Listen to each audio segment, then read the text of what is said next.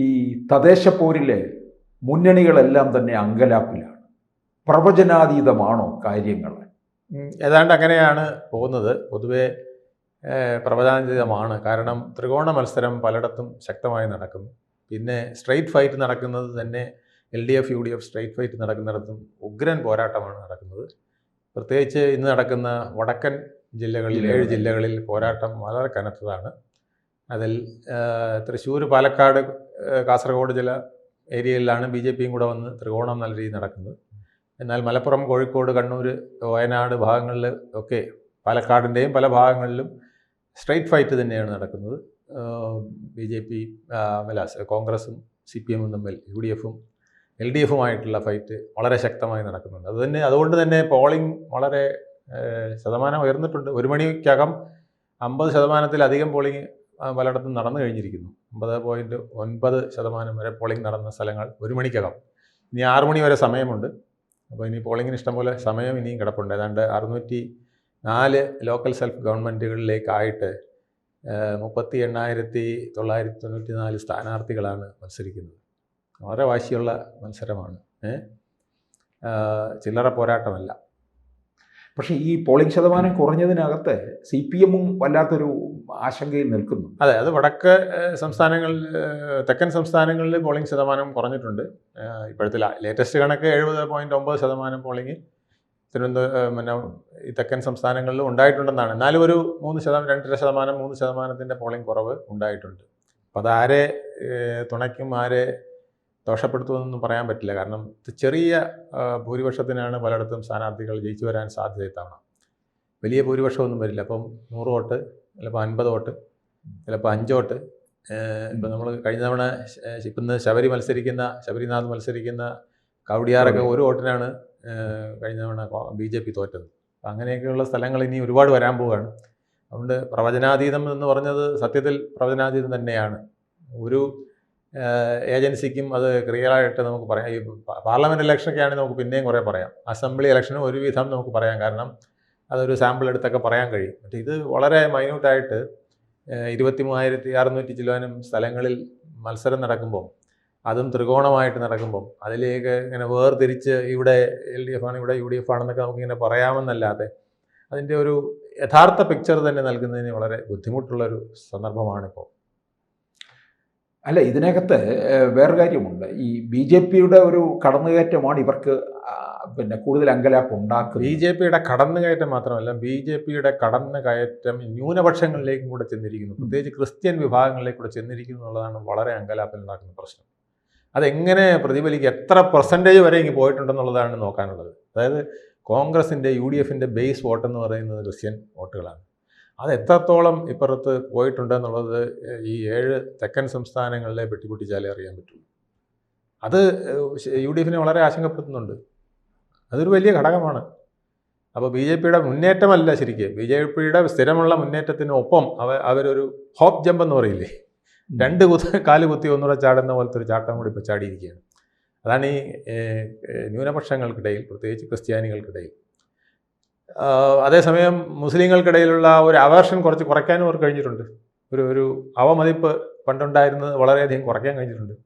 താമര ചിഹ്നത്തിൽ മുസ്ലിങ്ങൾ മത്സരിക്കുന്നത് വരെ ഉണ്ടായിരിക്കുകയാണ്. മുസ്ലിം ലീഗിൻ്റെ ആൾ ഇപ്പുറത്ത് വന്ന് കണ്ണൂർ മത്സരിക്കുകയല്ലേ താമര ചിഹ്നത്തിൽ. ഇങ്ങനെയൊക്കെ വന്നിരിക്കുകയാണ്. അപ്പം പഴയ ഒരു മാറ്റി നിർത്തൽ, ഇതൊരു സംഘി പാർട്ടി എന്ന് പറയുന്ന ആ പട്ടം ഏതാണ്ട് അഴിഞ്ഞു വീണിരിക്കുന്നു. ഇപ്പം നമുക്ക് ആരെയും തമ്മിൽ കൂട്ടുകൂടാന്നുള്ളതായിട്ടുണ്ട്. ഇനിയിപ്പം തദ്ദേശഭരണ സ്ഥാപനങ്ങളുടെ റിസൾട്ട് വരുമ്പോൾ പലയിടത്തും BJPയുടെ സഹകരണം ഇല്ലാതെ പലയിടത്തും പിന്നെ ചെയർമാൻമാരെ നിശ്ചയിക്കാൻ പറ്റാത്ത, അല്ലെങ്കിൽ പ്രസിഡന്റിനെ നിശ്ചയിക്കാൻ പറ്റാത്ത സ്ഥലങ്ങൾ വരാൻ പോവുകയാണ്. മേയറെ നിശ്ചയിക്കുന്നതിനൊക്കെ BJPയുടെ ഒരു പിന്തുണ ആവശ്യമായി വരികയാണ്. അപ്പം ഇപ്പോൾ ഈ ബന്ധത്തിൽ അല്പം ഒരു മയം വന്നിരിക്കുന്നത് പലർക്കും ഇനി ഭാവിയിൽ അത് ഗുണമായിട്ട് വരും. അങ്ങനെ എല്ലാവരും തമ്മിൽ ഒരു അണ്ടർസ്റ്റാൻഡിങ്ങിൽ എത്തിപ്പോകുമെന്നാണ് എനിക്ക് തോന്നുന്നത്. ഈ വടക്കൻ കേരളത്തിലെ മുസ്ലിം വോട്ടുകൾ മുഴുവൻ ഏതാണ്ടങ്ങ് CPMൽ നിന്ന് അകന്നിട്ടുണ്ട്. അതെ. അല്ല, അവിടെ നല്ല പോളിംഗ് നടന്നിരിക്കുന്നു. ഇപ്പോൾ അത് മനസ്സിലാക്കേണ്ടത്, ഇപ്പോൾ മുഖ്യമന്ത്രി ഇന്ന് കണ്ണൂർ വോട്ട് ചെയ്യാൻ പോയിട്ട് വന്നിട്ട് പറഞ്ഞത് ശബരിമലയൊന്നും ഒരിടത്ത് ജയിച്ചിട്ടില്ല, UDF കോട്ടകളിൽ പോലും LDFിൻ്റെ മുന്നേറ്റമാണെന്നൊക്കെയാണ് അദ്ദേഹം പറഞ്ഞിരിക്കുന്നത്. പക്ഷെ അങ്ങനെ അല്ല പിക്ചറെന്ന് തോന്നുന്ന വിധത്തിലാണ് ഈ ഇപ്പോഴത്തെ വോട്ടിംഗ് ട്രെൻഡും കാര്യങ്ങളും പോകുന്നത്. ഈ വടക്കോട്ട് പലയിടത്തും UDFിൻ്റെ ശക്തി കേന്ദ്രങ്ങളിൽ അവരേതാണ്ട് എൻ ബ്ലോക്കായിട്ട് വോട്ട് ചെയ്യുന്ന രീതിയിലേക്ക് മാറിക്കൊണ്ടിരിക്കുകയാണ്. അല്ലെങ്കിൽ 1 മണിക്കകത്ത് 50% വോട്ട് വരില്ല. ഇനി 6 മണി വരെ സമയം കിടക്കുകയാണ്.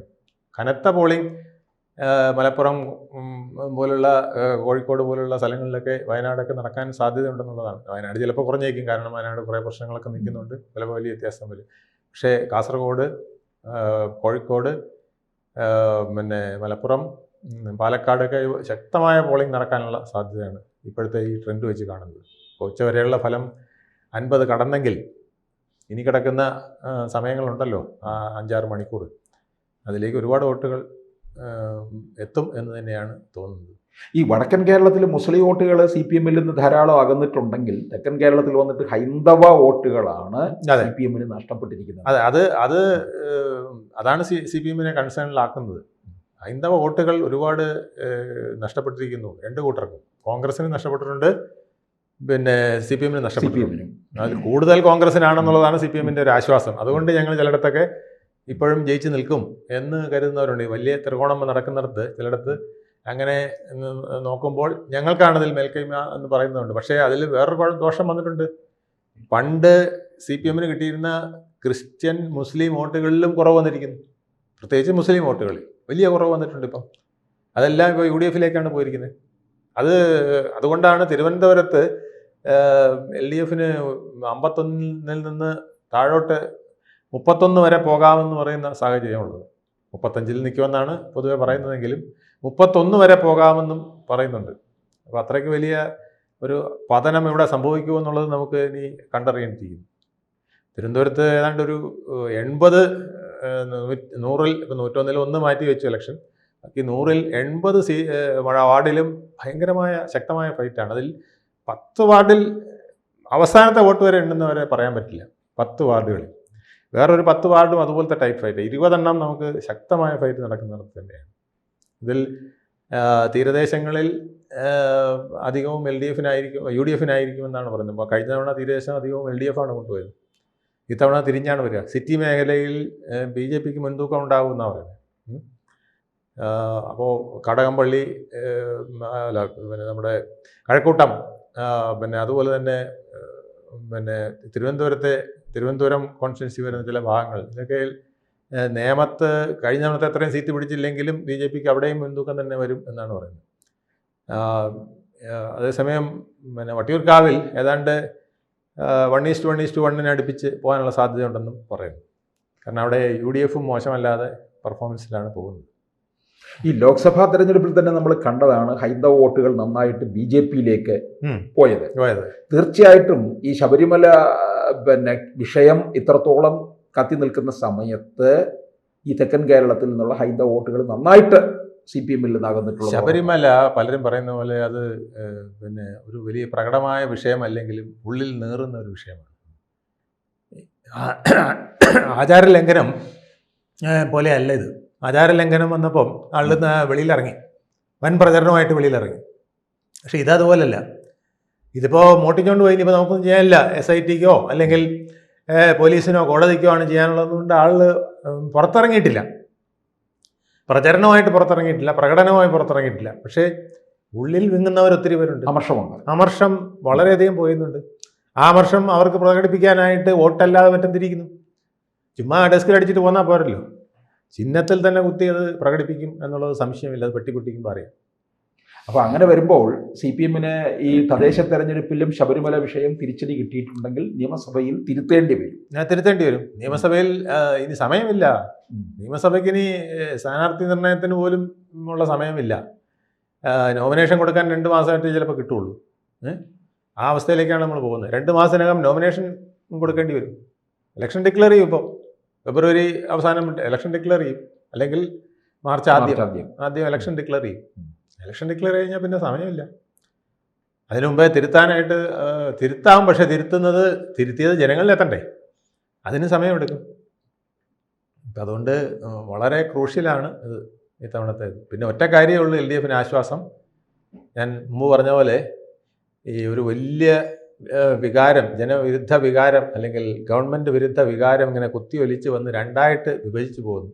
കുറച്ച് UDFന് വോട്ടായും കുറച്ച് LDFന് പിന്നെ കോൺഗ്രസ്സിന് വോട്ടായും പോകുന്നതുകൊണ്ട് ഇതിൻ്റെ ശരിക്കുള്ള ഷോക്ക് LDFന് കിട്ടാതെ വരും. കാരണം ഇവരും പകുതി പിടിച്ച് അവരും പകുതി പിടിക്കുമ്പോൾ ഇപ്പം 30 പിടിച്ചാൽ പോലും അല്ലെങ്കിൽ 60% കൊണ്ടുപോയാലും 40 മതി അവർക്ക് ജയിക്കാൻ. ഇവർ 65% കൊണ്ടുപോയാൽ 35 മതി ജയിക്കാൻ. അത് കഴിഞ്ഞാൽ പിന്നെ പ്രശ്നമാണ്. അത്രയും പോകാൻ ഒരിക്കലും വഴി വരില്ല. 60% വരെ അല്ലെങ്കിൽ 65% വരെ രണ്ട് സൈഡിലേക്കും പോയാലും പ്രശ്നമില്ല. വെറും 35% പിടിച്ചാലും ചിലപ്പം 90 സീറ്റുമായിട്ട് LDF നിയമസഭയിൽ വന്നിരിക്കും. ആ ഒരു ചിത്രവും കൂടെ ഉണ്ട്. അതും നമ്മൾ കണ്ണിൽ കാണേണ്ടതാണ്.